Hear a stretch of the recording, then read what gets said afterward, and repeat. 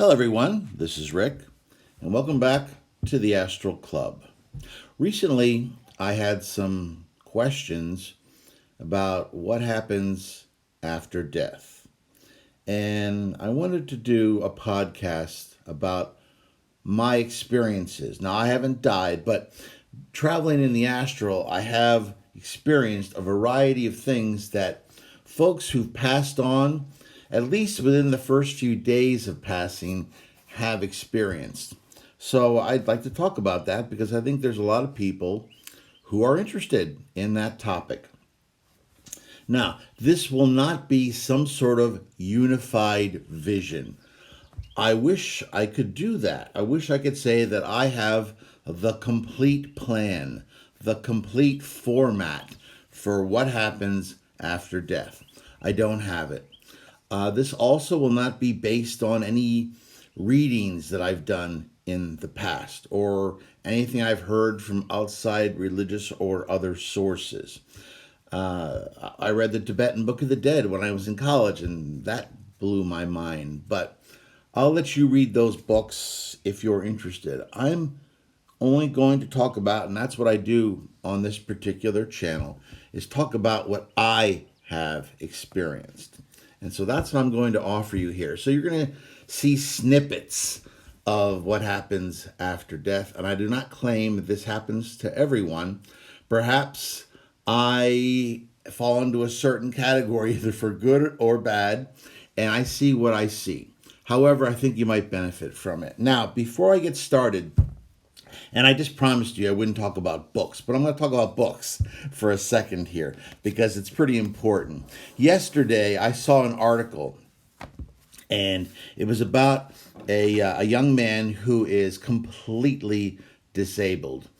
And he's interesting because his name is Alex Malarkey, and he was the subject of a book back in 2010, which was called The Boy Who Came Back from Heaven. This book was a bestseller, was on the bestseller list on the New York Times, and heck, I read it. And it purported to be about his experience when he went to heaven.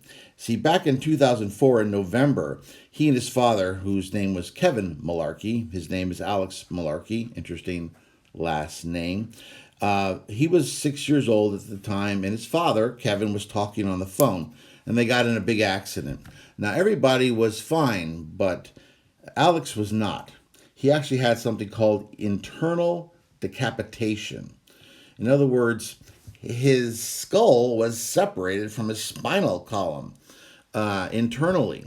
So it was touch and go for him for a while, but he ended up surviving, even though, as I said earlier, he is then and is now completely disabled or differently abled or whatever the proper term is. At any rate, he just came out, and it was published yesterday, that he disavowed this book. He said that he had no grand heavenly vision. He didn't die, as far as he recalls. He didn't have this big vision. His father made up this experience out of whole cloth for the money.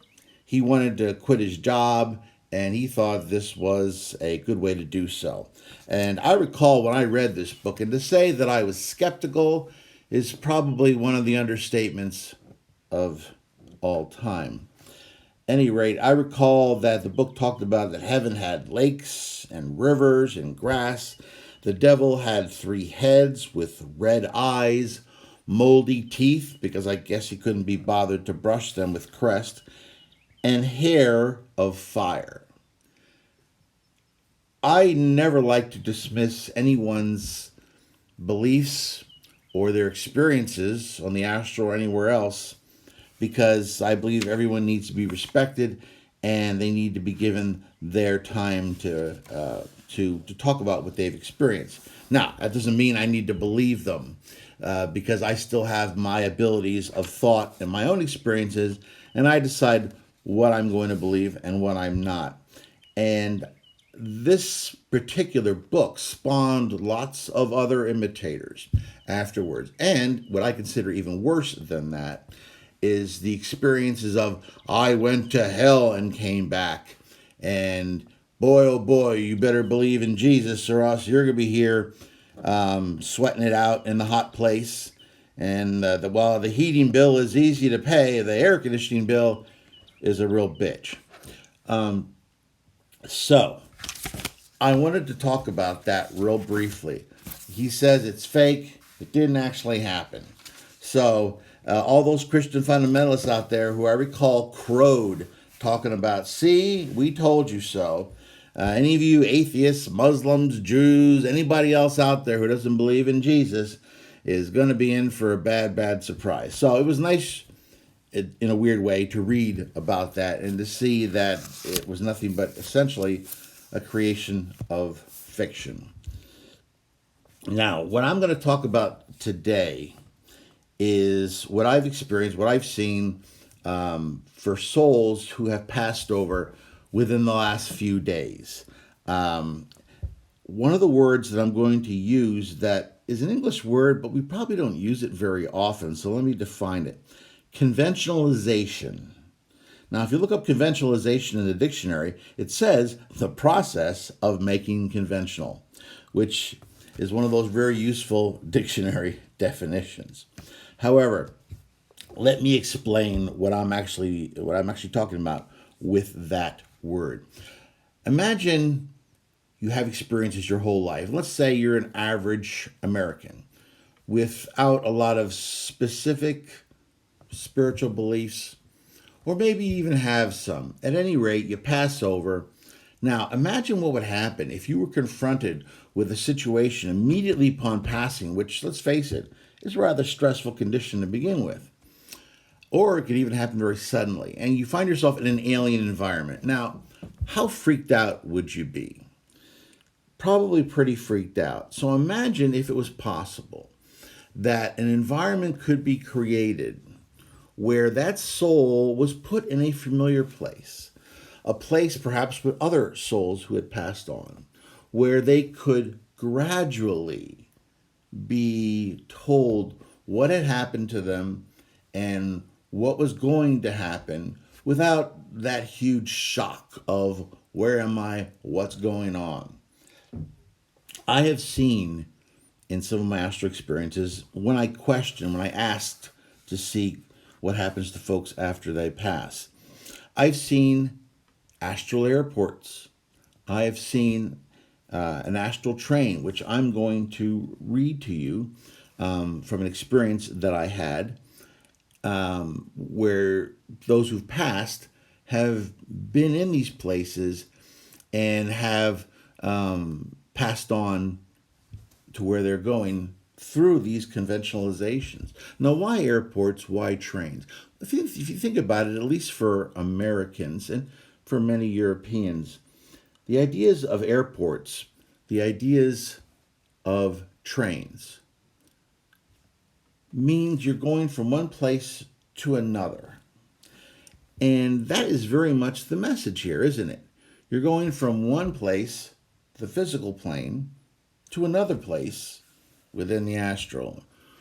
And I think it's a very inventive and perhaps a very creative way to handle this particular problem. So what I'm going to do now is I'm going to discuss that train and what happened there. And this is one of the ones I wrote down, so forgive me, I'm going to read it to you. When I have certain special experiences, I like to write them down so that I don't lose or forget anything over the years that might be important.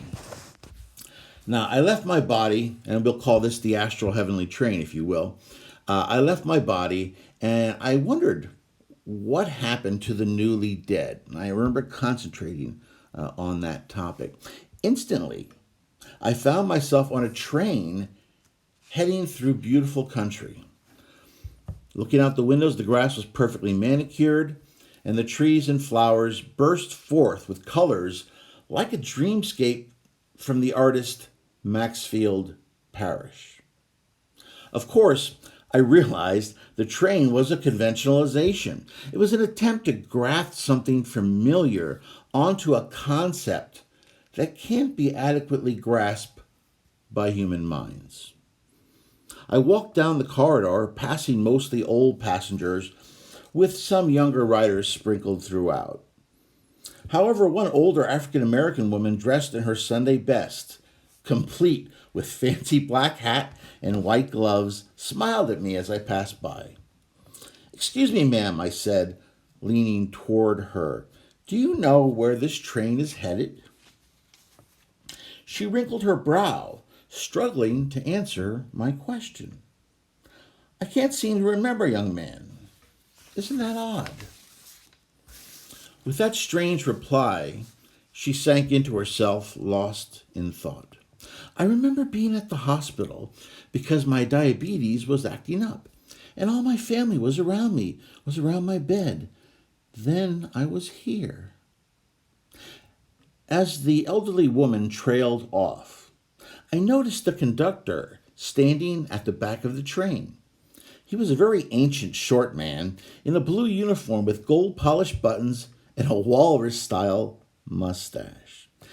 He appeared to be intently staring at a clipboard. "Don't worry, ma'am," I said soothingly. "I'll talk with the conductor. He'll know where we're going." As I walked back to the wizened conductor, he glanced up at me inquiringly. "I don't think I belong here," I said. He gave me a mild, patronizing smile at first, but then saw my silver astral cord behind me still intact, indicating someone still very much alive. His expression changed instantly to one of concern. "What's your name and date of birth, son?" he asked. I told him. "Born in Allentown, in the Keystone State of Pennsylvania, in these United States of America?" he asked in a weirdly old-fashioned manner. That's me," I replied. "Well, you're not due here until—" "Don't tell me," I cried, alarmed. He smiled at me more broadly this time. "You got it, son. Mum's the word. Don't want to spoil any surprises. You're lucky you spoke up when you did.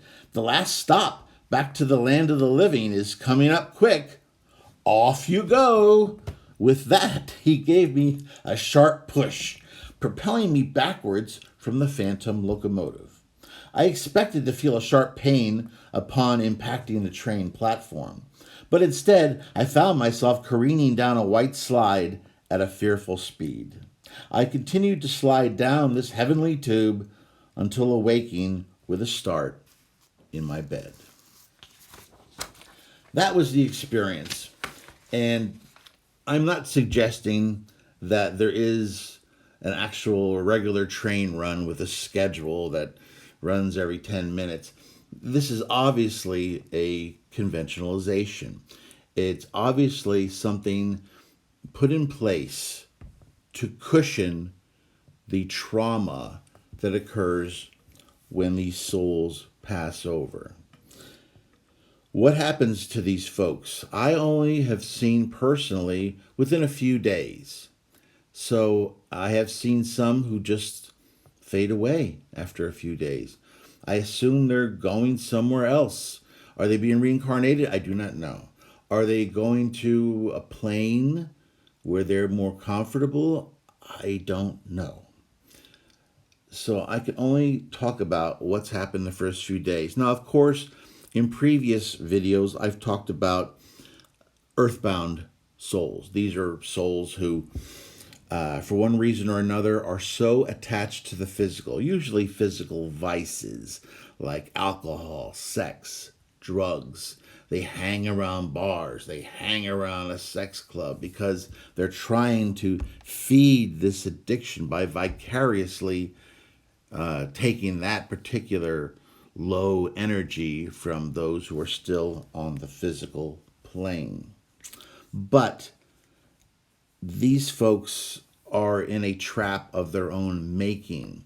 I've seen entities trying to get their attention, trying to help them, But it's like talking, it's like if you're a husband and you're watching a football game and your wife's trying to talk to you. Yeah, you might make believe like you're listening, but you're really not. And these folks certainly fall into that category. I had one experience where I was in my apartment many years ago. And this apartment was a converted factory. But before it had been a converted factory, or before it had been a factory, rather, it had been in afterwards, when the factory closed, it had been an abandoned building for many years where addicts had shot up. And there was a woman, a young lady, who had crossed over through an overdose. And she was trapped and lost and was newly looking for help. I was attracted to that energy, and I helped her to pass on. And when I did, she faded away as well. I've also talked about the 4 memories in my first video, about my first 4 pre-life memories. But once again, I know these are just fragments. I wish I could offer you a more complete look at what happens after death.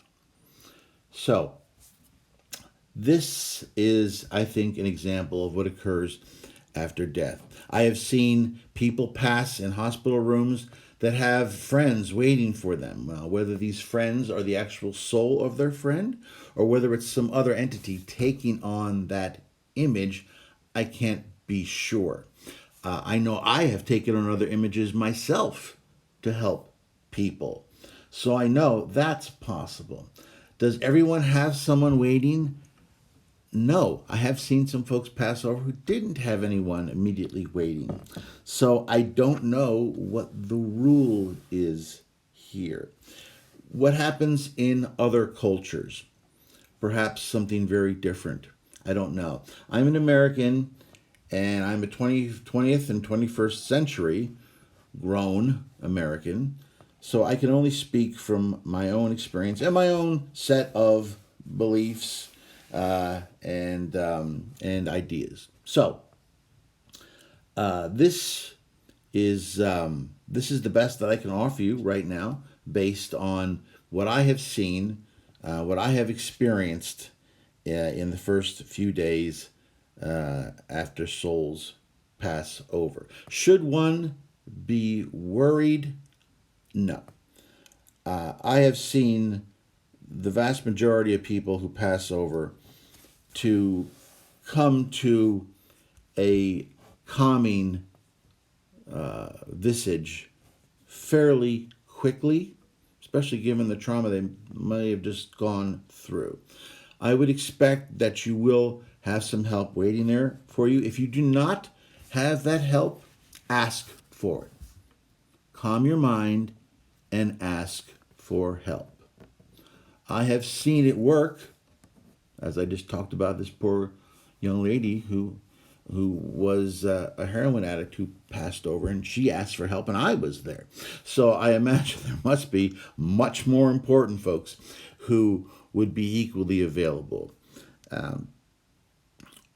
Will you see a heaven with St. Peter and the angels and Jesus and the pearly gates, like this book had claimed? I don't know. I have my doubts about that particular situation. Will you be confronted with the eternal flames and fires of hell while the demons and the devil torture your soul throughout all of eternity? I would doubt that as well. I certainly have seen nothing like that, and despite the alarmist videos that you will find online about that subject, I have my doubts about that as well. That's all I have for you today. If you liked this podcast, I'd like you to hit the like button. If you haven't subscribed yet, please hit the subscribe button. And why don't you knock that bell button as well, because that way you'll be informed every time I post a new podcast. Okay, everyone, I will see you on the astral plane.